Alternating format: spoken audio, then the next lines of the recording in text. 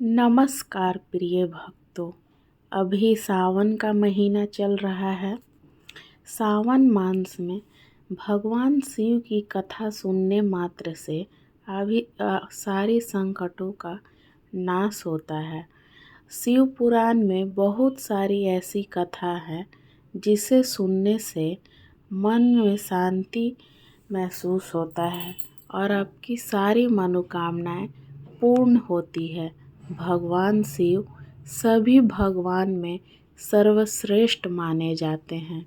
उनकी कृपा से सब कुछ प्राप्त हो जाता है। तो प्रिय भक्तों, आइए उन्हीं में से एक कथा है तेजस्वी बालक की कथा। तो तेजस्वी बालक कैसे शिव जी ने उनका उपकार किया।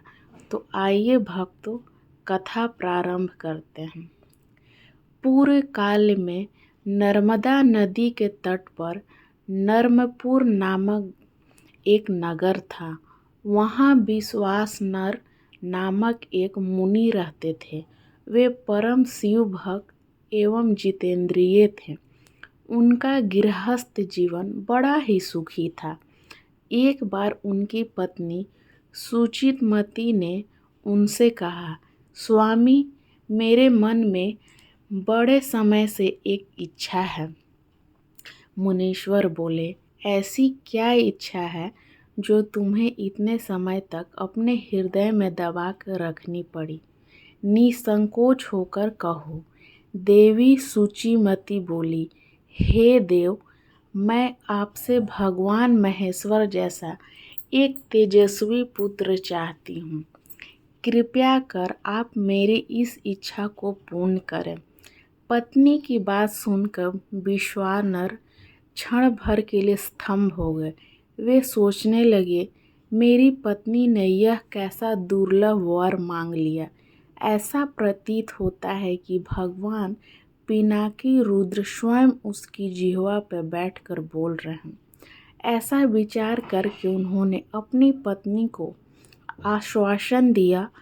वे वाराणसी जा पहुँचे और कठिन तप द्वारा भगवान शंकर वीरेश लिंग की उपासना करने लगे। तपस्या करते करते वीरासनर को 12 मास बीत गए। 13वें मास में एक दिन स्नादि करके जैसे ही वे वीरेश लिंग के निकट पहुँचे, उन्हें लिंग के मध्य में एक बालक दिखाई दिया जिसकी आयु 8 वर्ष की थी। उसके मस्तक पर पीले रंग की जटा सुशोभित थी तथा मुख पर मुस्कान खेल रही थी। उसके स्वर्ग भस्म युक्त थे तथा वह दिव्य बालक श्रुति सूतों का पाठ कर रहा था। उस बालक को देखकर विश्वानर मुनि रोमांचित हो उठे और अभिलाषा पूर्ण करने वाले 8 पदों द्वारा भगवान शिव की स्तुति करने लगे। उनकी स्तुति से प्रसन्न होकर बाल रूप भगवान शिव कहा, महात्मने, मैं तुम्हारी तपस्या से प्रसन्न हूँ। अब तुम अपने घर जाओ। समय आने पर मैं तुम्हारी पत्नी की इच्छा अवश्य पूर्ण करूँगा। मैं उसके गर्भ से पुत्र रूप में प्रकट होऊंगा। उस अवतार में मेरा नाम गृहपति होगा। मैं परम वामन, सभी देवताओं का प्रिय होऊंगा। विश्वासना ने भगवान शिव के बाल रूप को प्रणाम किया और अपने घर लौट आए।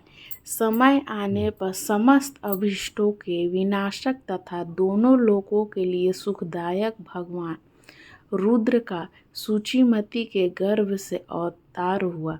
उस बालक का जात क्रम करने के लिए स्वयं ब्रह्मा मुनि विश्वानर के घर उपस्थित हुए और उन्होंने उसका नाम गृहपति रखा। तब पश्चात विश्वानर ने स्वयं उस बालक को वेदों आदि की शिक्षा दी। जब वह बालक 9 वर्ष का हुआ तो एक दिन देवर्षि नारद उसके दर्शन हेतु विश्वानर के घर पधारे। मुनि विश्वानर ने उनका हृदय से सत्कार कर यथोचित आसन दिए। तब नारद जी ने कहा, हे मुनि, तुम्हारा यह पुत्र बड़ा ही भाग्यशाली है, किंतु एक आशंका मुझे व्यतीत किए हुए है। विश्वानर ने चौंक कर पूछा, कैसी आशंका महर्षि?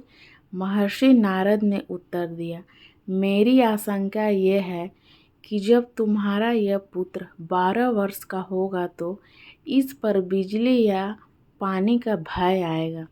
यह सुनकर मुनि विश्वानर और उनकी पत्नी गहन चिंता में डूब गए। उन्हें इस प्रकार का चिंताग्रस्त हुए देखकर गृहपति ने कहा, पिताश्री, आप चिंतित ना हो। देवादिदेव महादेव की कृपा से कुछ नहीं होगा। ये तो कालों के भी काल हैं। आप मुझे काशी जाने की आज्ञा दो। मुनि ने आज्ञा दे दी। काशी पहुंचकर गृहपति नित्य गंगा जल से पूर्ण 108 कलशों द्वारा भगवान शिव का अभिषेक तथा शिव मंत्र का उच्चारण करने लगे।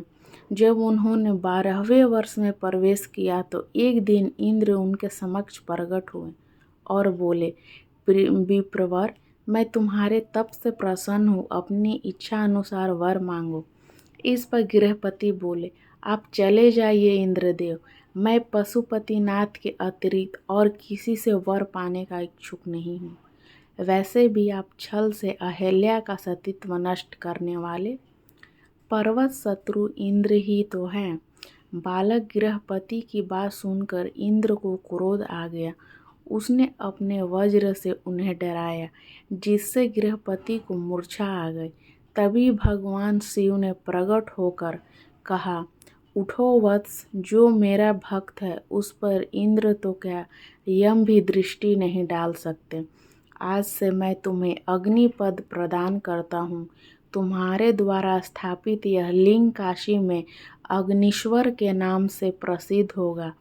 यह कहकर शिव अंतर ध्यान हो गए और बालक गृहपति घर लौट आए।